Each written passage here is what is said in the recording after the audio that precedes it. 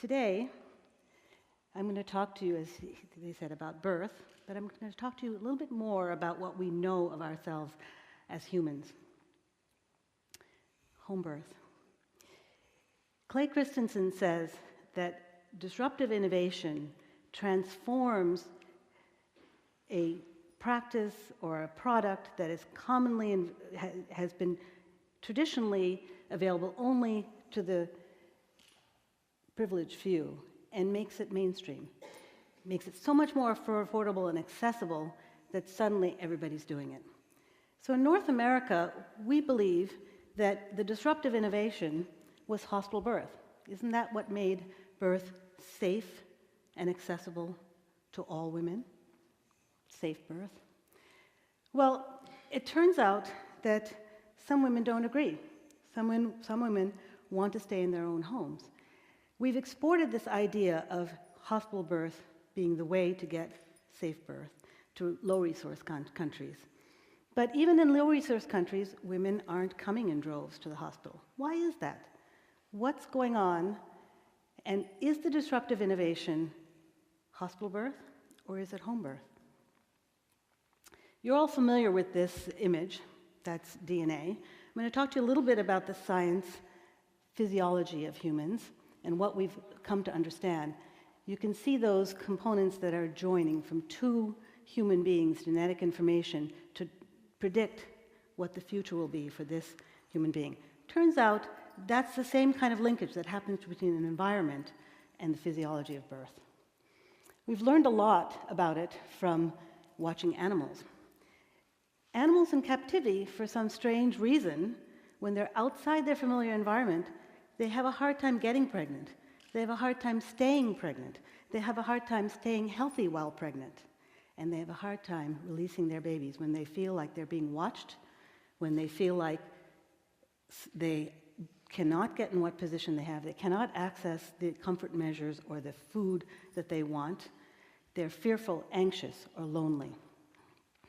This is Mei Zhang and Lisa is the elephant. They both successfully delivered in captivity. How did they do it? They could get in whatever position they want. They were given environments that were so familiar to them. Maybe they were still in a zoo, but something about it allowed them to do what they had to do. And part of that was that the zookeepers and the veterinarians weren't anywhere to be seen. They were behind hidden video cameras. So what does that tell us?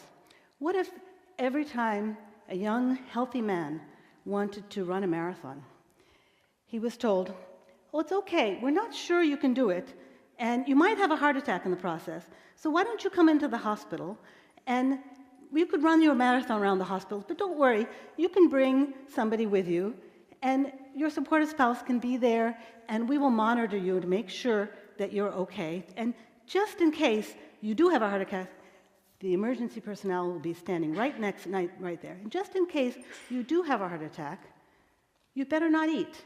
And we probably should restrict your fluids."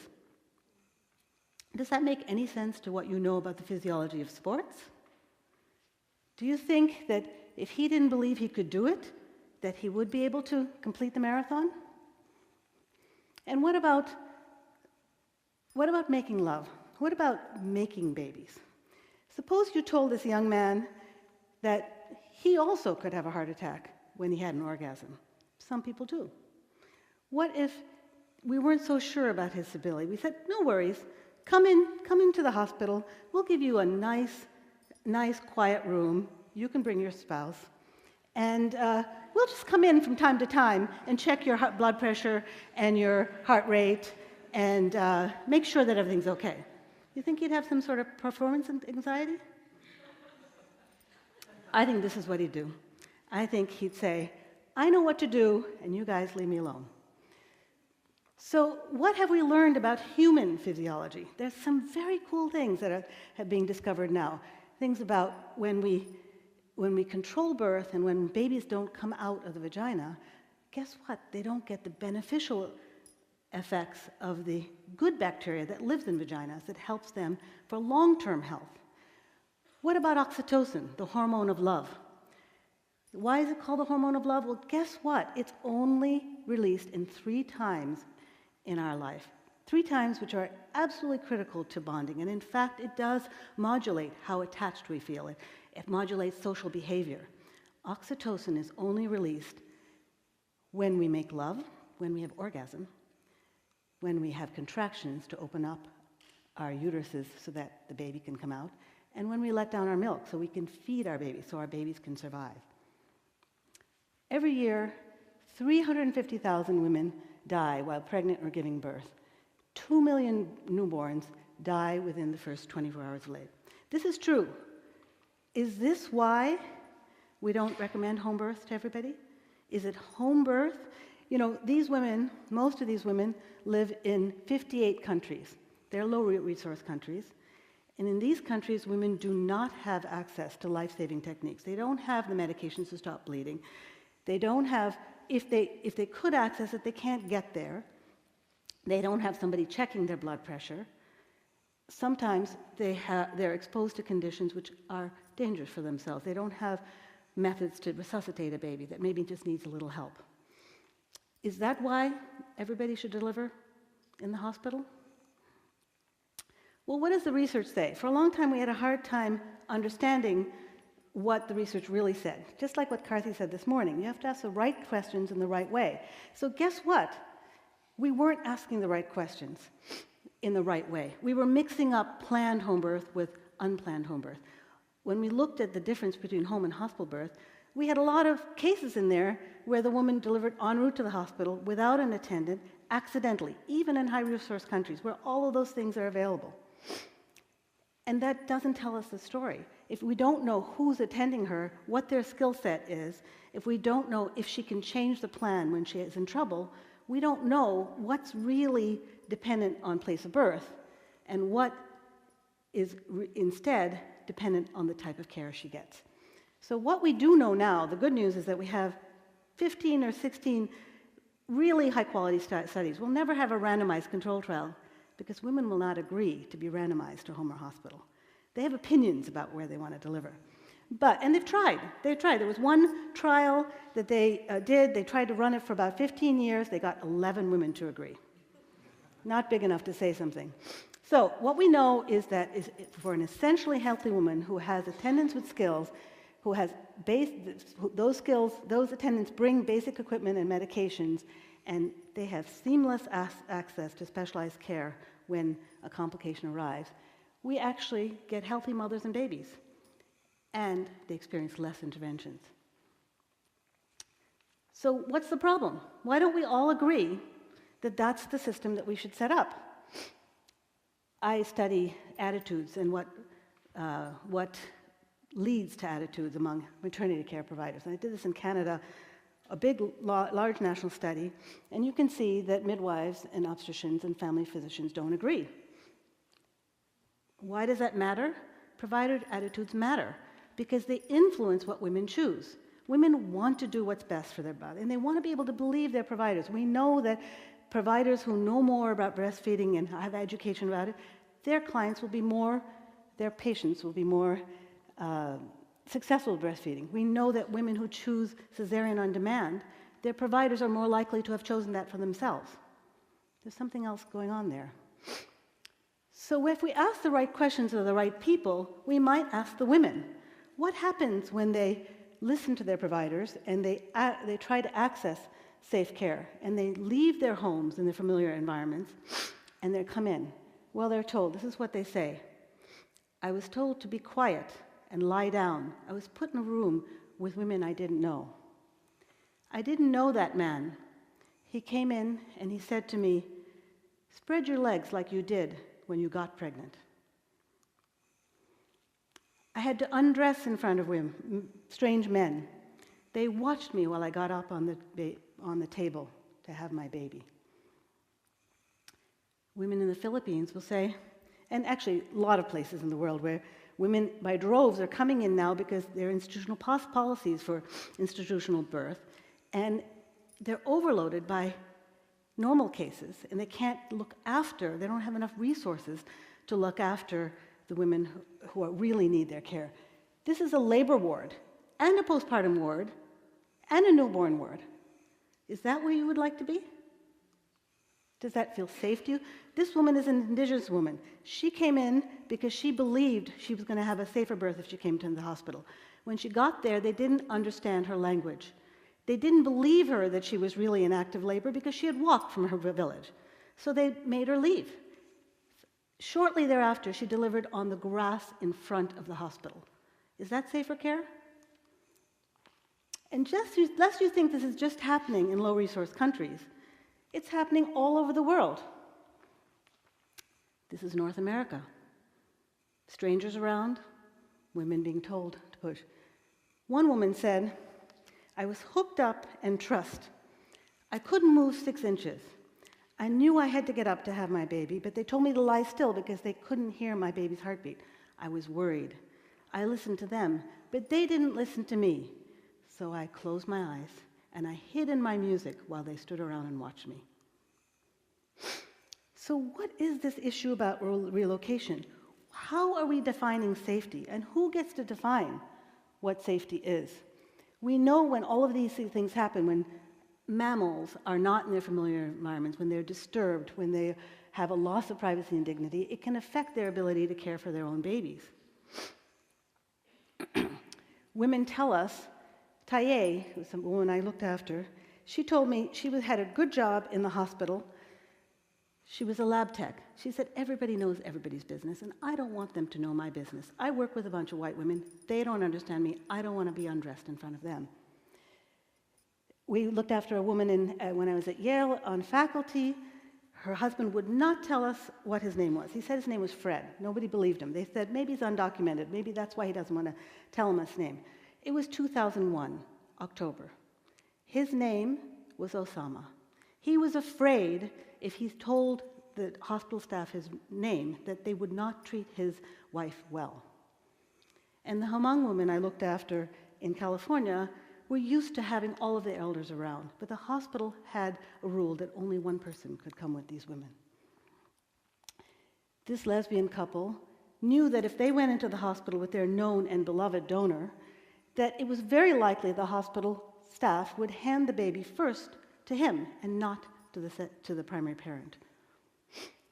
Women tell us that when they're home, they can get in what position they want, they can use gravity, and that they can still be assured that someone will be checking their baby's heartbeat. So what about babies who are fascinated with technology? What about what women say about technology? Turns out they actually don't want to reject technology or modern medicine. They want access to all those life-saving techniques. They just want to be told the truth.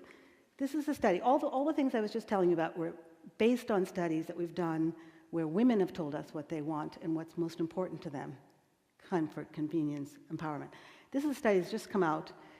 About 2,000 women answered a very long survey about what they thought about their maternity care. These were all women who planned hospital births. Guess what? They say the same thing. They believe they're in charge. They believe they're choosing the best options for their baby. They just want to be told the truth. They want to be told, how does this risk relate to me? What if I live in a place that does have those resources? What will it be like when I go into the hospital?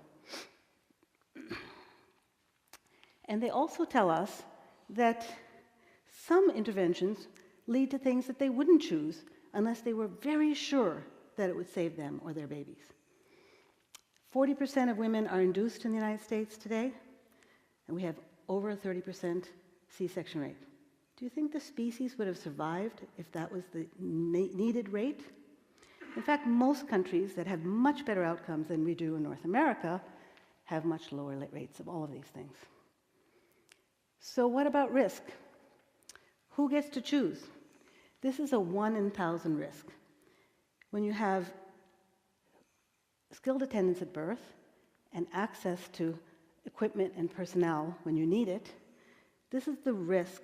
About 1 per 2,000 is what loss will look like. And fetal loss, I'm talking about neonatal loss. And 50% of stillbirths are unexplained, so we don't really know what's going on there. So 1 in 1,000, that's about the same risk that that man who wanted to run a marathon would experience of having a heart attack. Is that an acceptable risk? And what about the risks of loss of dignity, of abuse, of disrespectful care? How do you define safety? Who should decide? Who is most invested and most responsible? How much risk is too much? And whose agenda and whose destiny are you talking about? You know what women say? What would your mother say? Do you think she was more concerned about you than the doctor?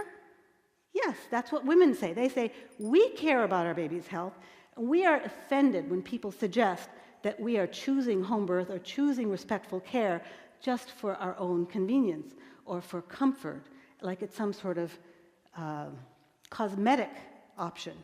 We know that if we're not well, if we're not treated well, if we're abused, if we feel like we had an unnecessary intervention, or if we're in an environment where we don't feel safe, that can affect how we feel about our babies, our future.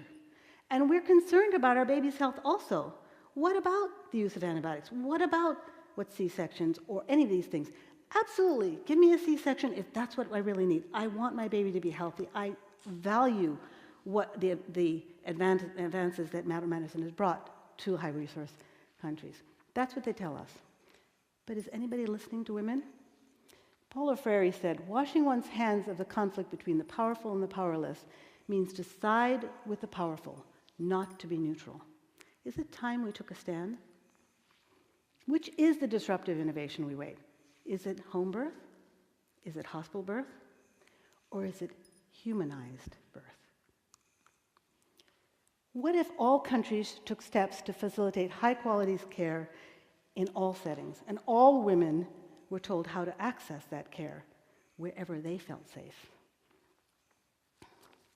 If the focus was access to safe, humanized birth in all settings, then we'd prioritize the availability of life-saving measures and skills everywhere and carry them to the places where a woman feels respect, autonomy, and the ability to listen to her own body and baby.